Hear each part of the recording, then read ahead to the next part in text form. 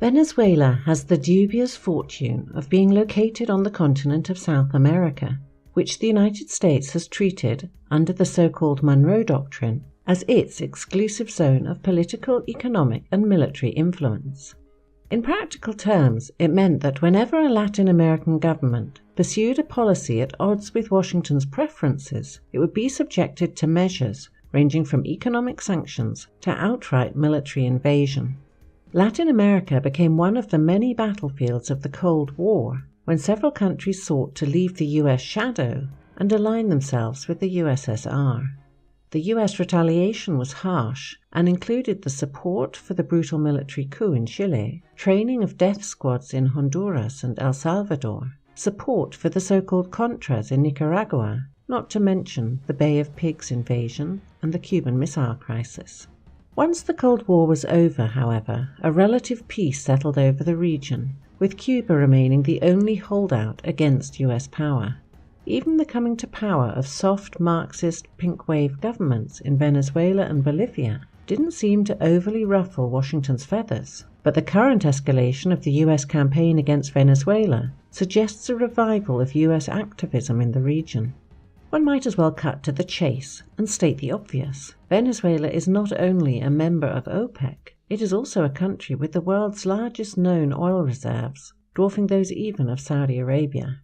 It is no coincidence that pretty much every country that has been on the US hit list in the last decade or so, Libya, Syria, Iran, Iraq, Russia, Venezuela, is a major producer of hydrocarbons.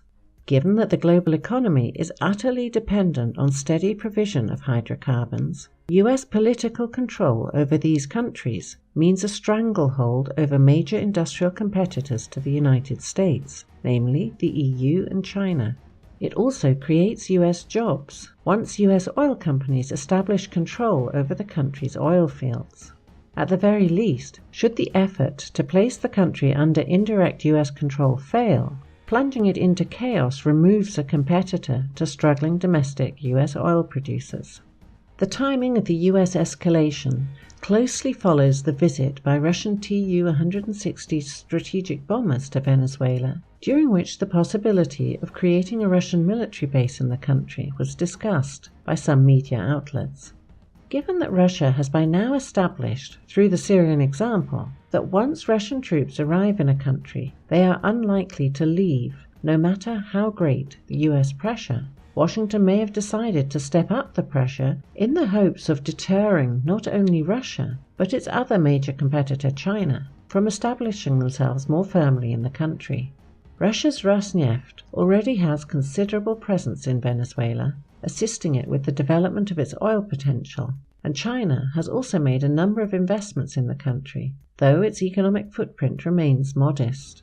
Moreover, the US aggression against Venezuela sends a signal to nearby Nicaragua, also a country facing increasing US political pressure, against pursuing a project of building a canal linking the Atlantic and Pacific Oceans with China's support.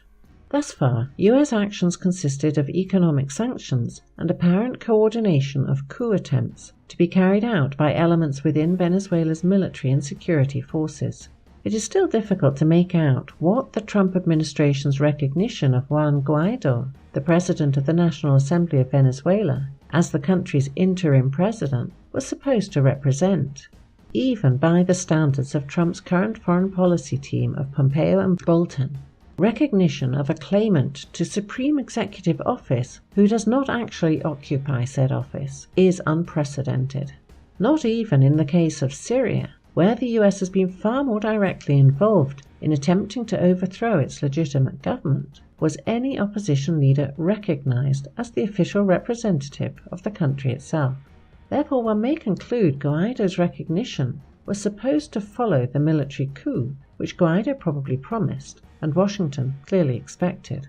It is also difficult to say whether Guaido overestimated the degree of his support within the military or outright lied to his American sponsors.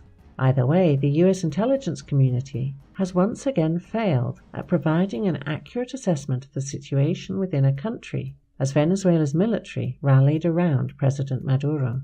The United States has thus painted itself into a corner.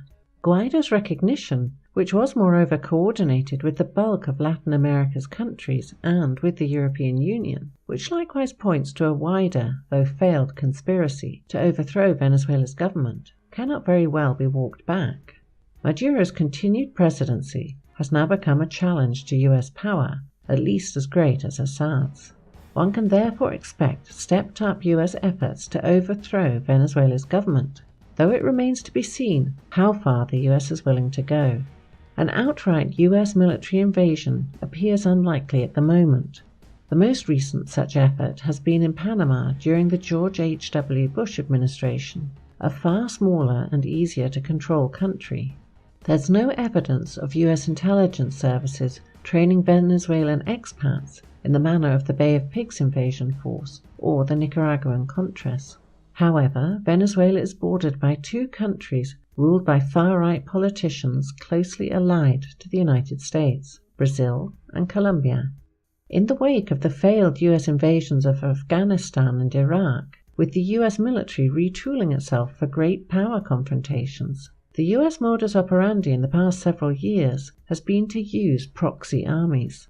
These may take the form of non-state actors funded and armed by US intelligence agencies, or of friendly states, as in the case of Saudi Arabia's invasion of Yemen.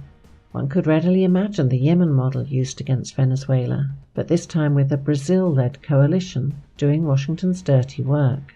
Last but not least, one must consider the possibility of Venezuela being treated as a bargaining chip in some sort of negotiation with Russia and/or China in the delineation of the great power's sphere of influence.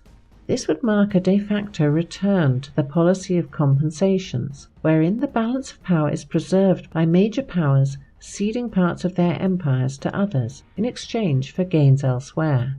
Thus, for example, Washington could approach Moscow and offer a Venezuela for Syria, or even Venezuela for Ukraine bargain.